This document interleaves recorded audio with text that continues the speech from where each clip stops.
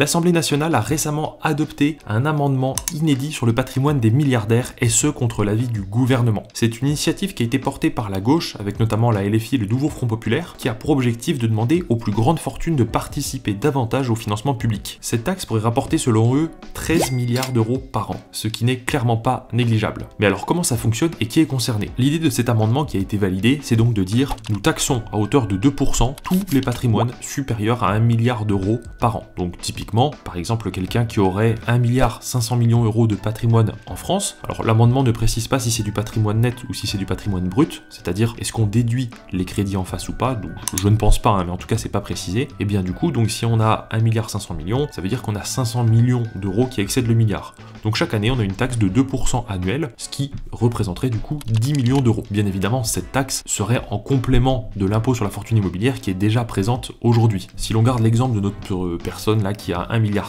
il faut savoir qu'aujourd'hui, en admettant que dans ce patrimoine, il n'y ait pas de résidence principale qui bénéficie d'abattement, il a déjà aujourd'hui un impôt sur la fortune immobilière, un IFI de 7,4 millions d'euros. Donc ça ferait au total 17,4 millions d'euros. Cependant, vous vous en doutez, ce type de taxe soulève des questions d'équité. Beaucoup estiment qu'une taxe sur le patrimoine peut être injuste puisqu'elle frappe des biens qui ne génèrent pas nécessairement de revenus. Par exemple, vous pouvez très bien posséder, c'est un exemple extrême, mais une maison qui vaut 1 milliard d'euros, mais si vous ne la louez jamais et qu'elle ne produit pas de revenus, il faut savoir que quand vous avez acheté cette maison, vous êtes déjà acquitté des frais de notaire, que chaque année vous payez déjà l'IFI et que chaque année vous payez aussi tout ce qui est taxes locales, notamment taxes ordures ménagères, même si c'est négligeable sur ce montant, vous avez également la taxe foncière, etc. Et donc en fait, certains estiment que si on rajoute une taxe sur un patrimoine qui ne produit pas de revenus, eh bien il y a une forme d'injustice et ça pourrait conduire ces propriétaires à devoir vendre des actifs pour juste payer la taxe. Les détracteurs de cet amendement estiment aussi que en devenant l'un des premiers pays mondiaux à imposer un tel impôt, eh bien ça fasse fuir tout simplement les investisseurs et les milliardaires qui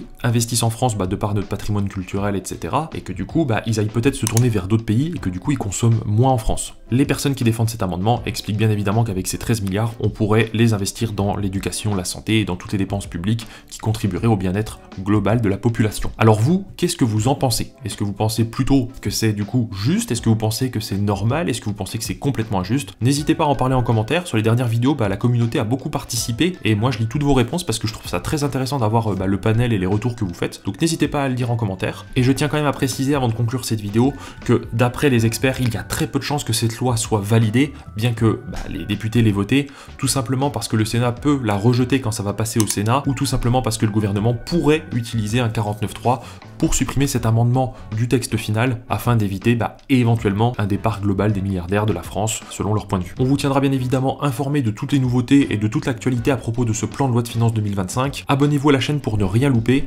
likez la vidéo pour aider au référencement, partagez-la si vous avez des personnes qui pourraient être intéressées par ce sujet, pas forcément des milliardaires parce que au final cette mesure elle n'en concernerait que quelques personnes et d'après les estimations il n'y aurait que 151 personnes concernées par cette taxe, mais c'est plutôt une approche philosophique qui se cache derrière ce débat. Merci à tous et je vous dis à très vite.